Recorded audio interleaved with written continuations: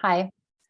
So today I want to talk about a topic that's a little bit of an overview, but I think there are some details today that maybe some of you have never heard of. So the first thing we have to talk about is this idea of non-real humans or non-real people. You don't have to agree with me, but in my opinion, there are many, many, many people who are not real. They look like humans, they talk, they look as if they think, and they probably are members of your family. But there's something missing. And this is the kind of person who has a lot of programming. They are easy to program, easy to manipulate, and can be stubborn and don't have original ideas. So this is the kind of person who easily follows an established religion. Uh, this is the kind of person who believes everything they see on the news. It's really easy to inflame their emotions based on media. They can't tell what's real or fake. So, there's stuff that's out there, right? This deep fake stuff. They're the kind of person who can't tell what's real or fake, whereas someone who's a little bit more attuned, you can say, will be like, that's not real. Like they can sense that there's something missing. So they'll say that's not real, despite what appearances are. So someone who's not a real person is missing something. They probably don't have access to intuition. They might have some kind of rudimentary intuition, but they don't really care about their spiritual mission. They don't really care about anything beyond what they can like smell and taste and touch. They might be proud of that, and they might get mad if you cause them to stretch their brain beyond what that naturally comes to them. So a small example is the kind of person who they're used to a certain language. So if you introduce yourself in your name is a different language, they'll get kind of mad at you for having a hard to pronounce name. It's not hard to pronounce, but it's hard to pronounce for them, and therefore, because they are the center of the universe, that's just how they see things. And so this is a non-real person. The biggest thing for me is a lack of a certain kind of intelligence and a lack of original ideas. Even if they say things to you, they are regurgitations of things they've already read. So to me, this kind of person is very similar to, those lap dogs who have like not that much going on up there, you know they're small and they're cute and they react to things, but they don't have inner intelligence, right? So to me, these kinds of people are very similar to the kinds of lap dogs that have not much going on over there, like they eat and they poop and they die. So this is my representation of this kind of person. Non-real person, not much going on up there. It's like vacuous, right? So this is actually most people. Most people are not real people, and the world is filled with this kind of not real person. There are some real people. These real people are capable of original ideas. These real people usually have a high level of intelligence and also have some sort of, let's say, energy intelligence as well. They are naturally curious and they'll understand things on a non-literal level. All right, so I'm just going to say that this is a real person. They have a little star above their head. And this real person has a lot of life force energy, and therefore they are more likely to be targeted hardcore by entities. This vacuous person, they don't have that much life force energy. There's not that much to gain by targeting that person. This person, who's pretty much a god on earth, has a lot to gain for an entity. So there are two kinds of people, and one is much more numerous than the other. And it's really easy to control and manipulate the real people by surrounding them with non-real people. So this is society, right? So if you are in a society filled with vacuous people and they all follow the rules or whatever, and they psychically attack you if you stand out or whatever, this person is going to be really easy to control and manipulate if their mom and their dad are not real, if everyone at school is not real, anyone teaching them is not real, if all of society, the structures of society are built to put this person down, these people will go along with it because they're really easy to manipulate. So to me, it can be like 1,000 to 1 in terms of real people versus not real people. All right. So, as you know, you don't have to accept anything I say. You don't have to agree with me. This is just how I see things. What can happen is a non-real person will infect a real person with an entity. So oftentimes it's your mother or your father. Usually it's your mother. So entities run in families. So in this case, like this person will give an entity to the real person. And so the real person will be infected by an entity usually by the time they're 3 years old, they have some kind of entity. So now I'm going to have this representation of an entity infection. This real person has this like thing in its head. That thing in their head is an entity. So now they're infected by an entity. Again, entities target real people because real people have life force energy and entities eat life force energy. So here we can say that the true self is the real person who has no entities. Okay, vibration 10 out of 10. The person where they are at with the entity, that's where they're operating, right? They might be vibration 5 or 6 or something.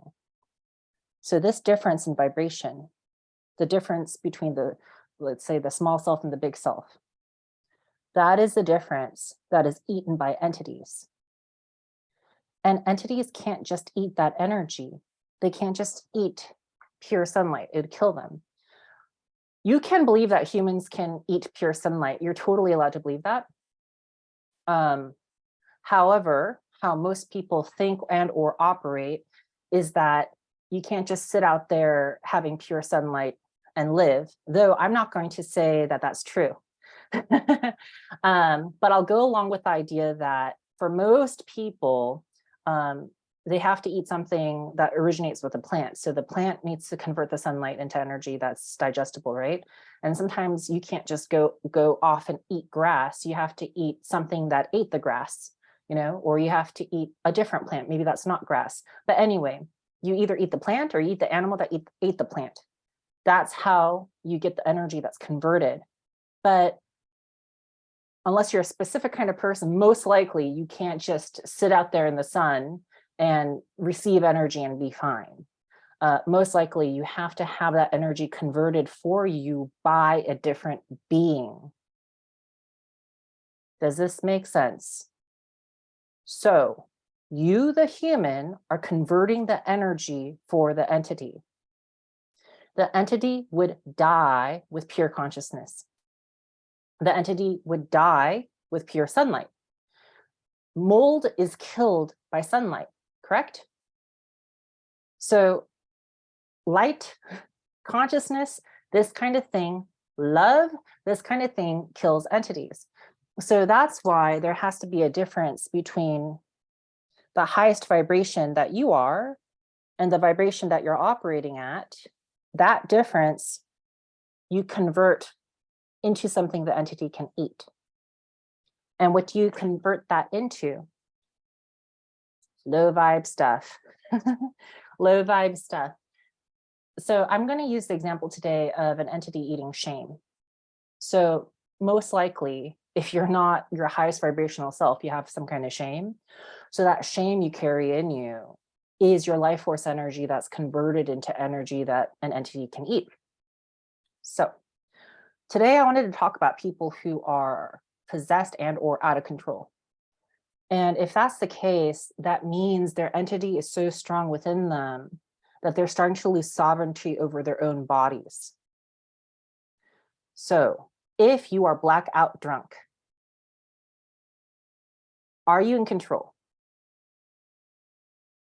Are you in control over what you say and what you do? You probably don't remember what you said or did. So what was making decisions for you as you were blacked out? You can argue and say, well, I was in charge, I just don't remember, right? But I'm going to say that that's probably not the case. You're allowed to think that. The entity that lives inside of you that eats shame was in control. When you drink that much alcohol to the point where you black out and you do a bunch of stuff that you don't remember, um, the entity was in control.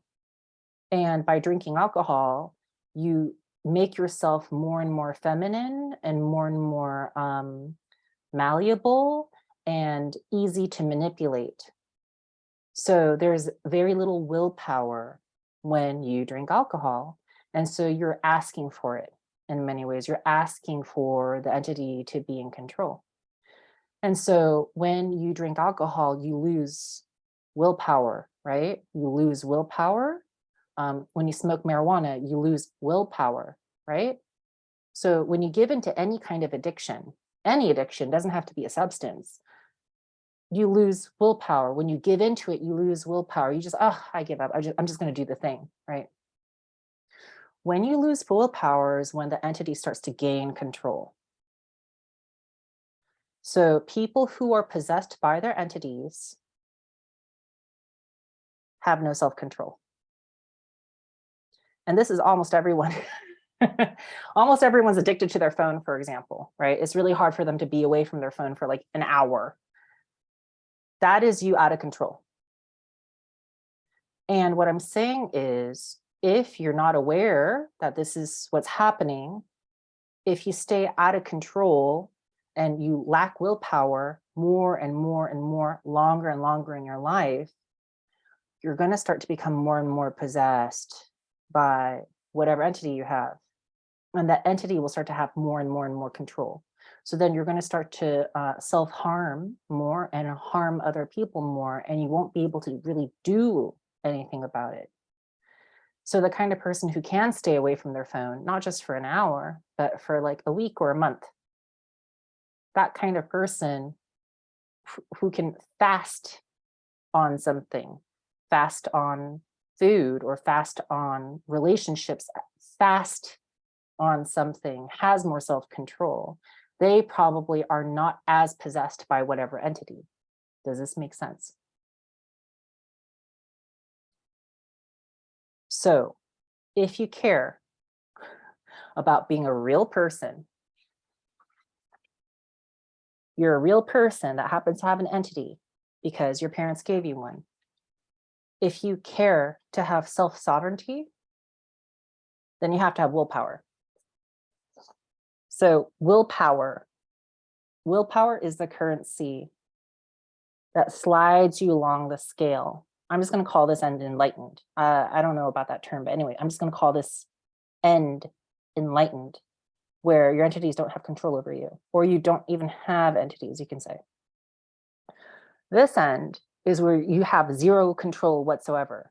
You've just become a psychopath, you're completely mentally ill, or you're completely out of control. And most people have elements of this anyway. They're closer to this end of the scale than this end of the scale, and they have very, very little willpower. This is most people. Most people are addicted to like sugar at the very least, right? Sugar and their phone and to overwork. Most people are addicted to thinking. They can't stop thinking even if they wanted to. So willpower is the currency that helps you not be possessed and helps you be in control of yourself. And when you lack this, the entity is in control. So as you know, you've either experienced this yourself or you've seen other people be completely out of control. They say and do things that completely harm themselves. They say and do things that completely harm their relationships with other people. And they say and do things that completely directly harm other people. So this is evil. People who are possessed act evil. So why would anyone be okay with the situation and just kind of give into it, right? Why would anyone do that? entities give you something that you're not taking responsibility for, or you're scared to do yourself. So entities do something for you. They serve you. They do something for you that you haven't taken responsibility for, or you're scared to do yourself. And so, for example, let's say you have low self-esteem. Let's say you have low self-esteem, and therefore, what do you have? You have shame. The entity will eat that shame. Remember what I said? That there's a difference between your true self and where you're at. And that difference is energy that needs to be converted. It needs to be converted into food that entities can eat. Entities can really eat shame. So if you have low self-esteem, already that means you have an entity. Already that means that you're feeding that entity shame. And already that means that you're not your true self, obviously, right? That also means you lack willpower. That also means that. And so wherever you don't have self-sovereignty, the entity has sovereignty over that area. And what ends up happening is, for many people, let's just say there's a specific kind of person who ends up falling into this way of being. They have an entity in their head that eats shame, right? And they have low self-esteem, so they feel shame. What does the entity give you that you're not taking responsibility over, or you're scared to do yourself?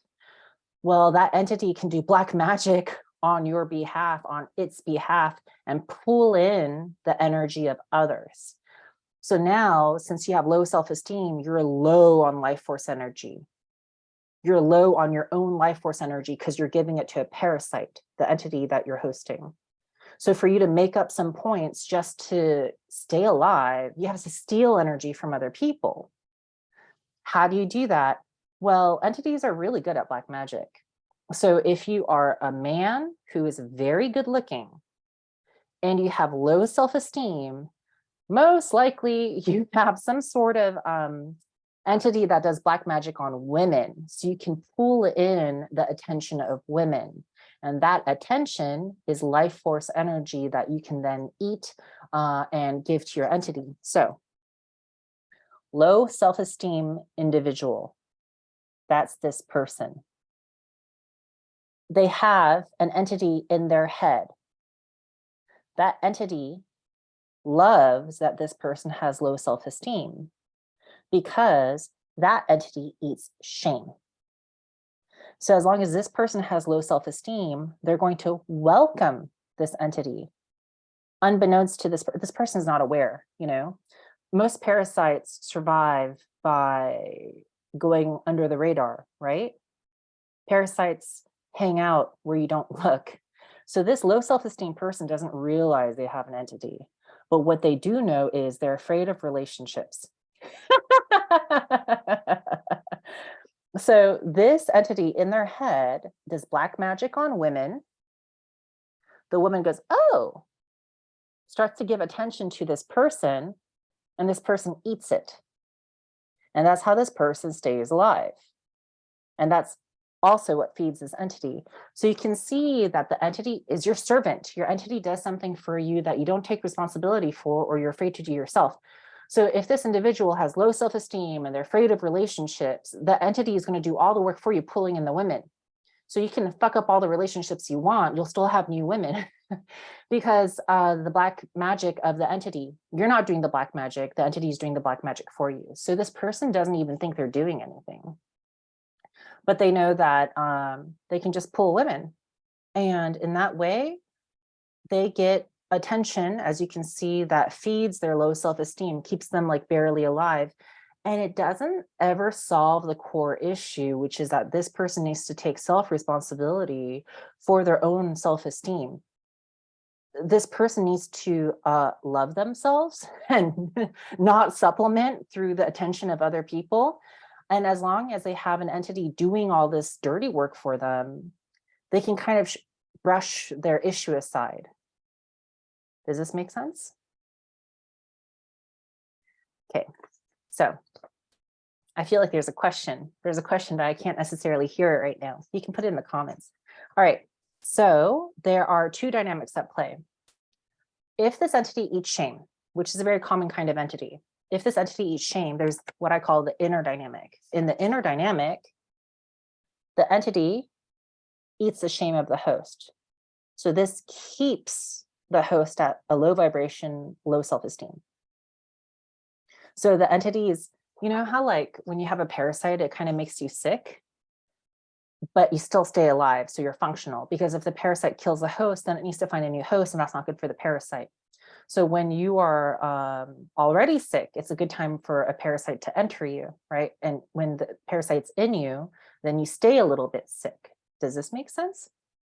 So the parasite loves to eat the energy of the host, period. And therefore, the host will be a little bit sick, meaning have some sort of low self-esteem. So that's the inner dynamic. That's just the entity and the host. Inner dynamic has nothing to do with other people.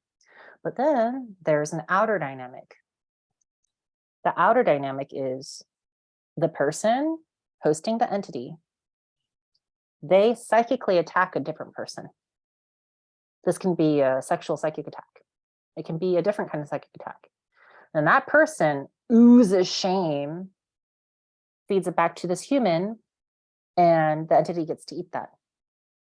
And for this human, it may not be like, oh, I know I'm eating your shame, because they're not that aware, okay? If you have an entity like this and you act like this, you're on the spectrum of becoming psychopathic. If you're acting like this, you're closer to this end of the scale. You're completely out of control. You're acting psychopathic. You're mentally ill, right? You probably have borderline, or you're clinically narcissistic or something like that. So you don't think to yourself, oh, I'm so happy to be eating the shame of the other person. What you think is, I'm in control. That's what you think. I'm in control. I'm in control. You like me more than I like you. You have feelings for me, but I don't have feelings for you. I'm in control. There's a sense of power. And there's a sense of power specifically gained by the other person being out of consent. That is the sense of power that you gain. So if you are in consent with them and they are in consent with you, you probably feel vulnerable, and you probably are exchanging love, and you probably have to trust, and you probably have to act trustworthy. And this is hard for a lot of people.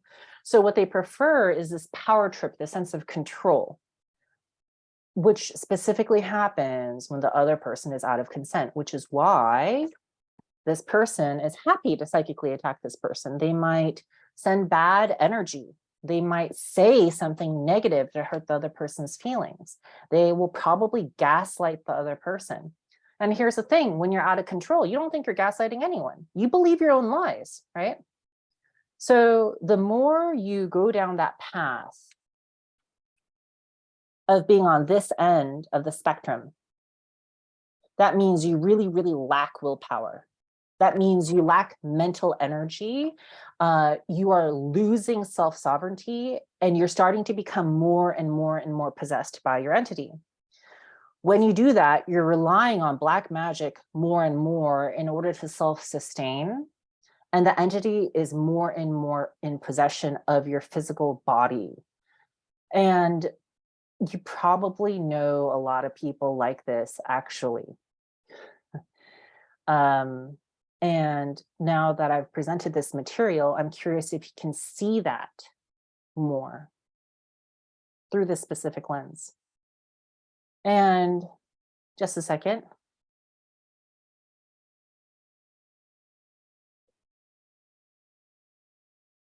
All right, so the question is kind of like, well, what do you do? What do you do? If you are in this position where someone who's out of control is psychically attacking you, what do? Don't feed them the shame energy that they like, or don't feed them the fear energy that they like. Don't feed them the guilt energy that they like. Don't feed them the frustration that they like. Don't feed them the sadness that they like. Don't feed them your depression. Like, don't feed them any out of consent feelings, which often means break the relationship. It's really weird to be in a relationship with someone who constantly prefers you to be outside of consent, and you stay in relationship with them anyway, and you don't feed them that kind of energy. Like that doesn't calculate. If someone consistently likes you being outside of consent and you are in consent with yourself, you would leave that relationship. There's nothing in that relationship for you. There's no amount of anything that relationship has that's worth you engaging with that kind of person. So if you're in consent with yourself, you just leave. If you're in the process of leaving or whatever, you have to be in that person's presence for some reason, then you have to have a lot of self-control and not give in to whatever they're doing. So they might be doing stuff at you, they're psychically attacking you, but you don't give them the energy that they seek. This you can only do for so long. You can't just like, I'm protected, I'm protected against your psychic attacks. Like even a fortress with really strong walls, if you hit it enough with enough artillery or catapults or whatever you're hitting it with, the wall will weaken and eventually it will fall down. It's just a matter of time.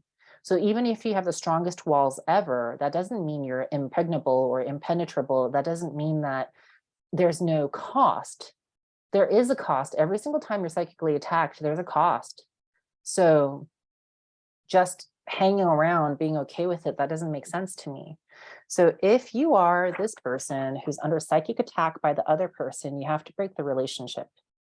And if you're in the process of breaking the relationship, in the meantime, don't feed them what they're seeking from you.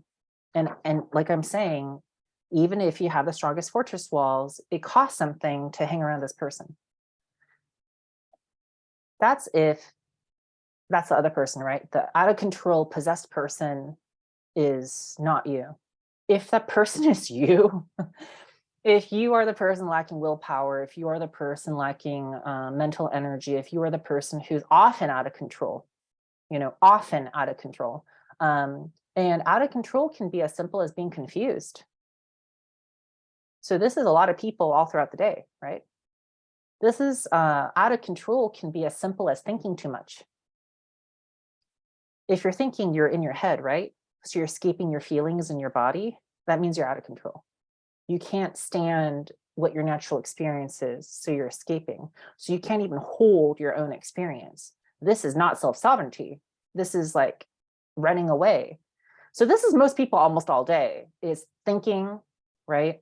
Being confused, being unsure, like just like not being in touch with your intuition, not being relaxed. There's a lot of people who, for some reason, want to do spiritual work, and they're not doing basic trauma recovery, like basic stuff, like getting body work done. So like if you have chronic pain in your body, resolve it, because that chronic pain is emotions and trauma stuck in your body. And if that's there, that is something that will make you out of control. It changes your experience of life. And that trauma and that pain is something that an entity can use as an in to take control over you and stuff like this. So anyway, if you're the person who's lacking willpower, if you're the person who is lacking mental energy and is addicted to things, addicted to thinking, addicted to fleeing, wanting to keep everything up here and not doing any work on your body, then it's kind of like, where do you want to be? Because when you do nothing, you will always slide over to this side. Always slide over to this side. If someone is an alcoholic and they do nothing, what happens over time? If they apply no willpower to the situation, what happens over time? They'll become more and more and more alcoholic. They don't become less and less and less alcoholic, right? That happens with any kind of addiction, correct? Like you need more of the same thing to get the same dopamine hit or whatever. So where do you want to be? Where do you want to be? And if you want to be somewhat your old original self, which is this with a star, with life force energy, then what I'm saying is you have to apply willpower. That's what I'm saying. Because if you do not apply willpower, guess what? You change from this into the lapdog that has not much going on up there. You change into that over time if you don't apply willpower. Okay, so that is the topic for today. Thank you for listening. See you next time. Bye.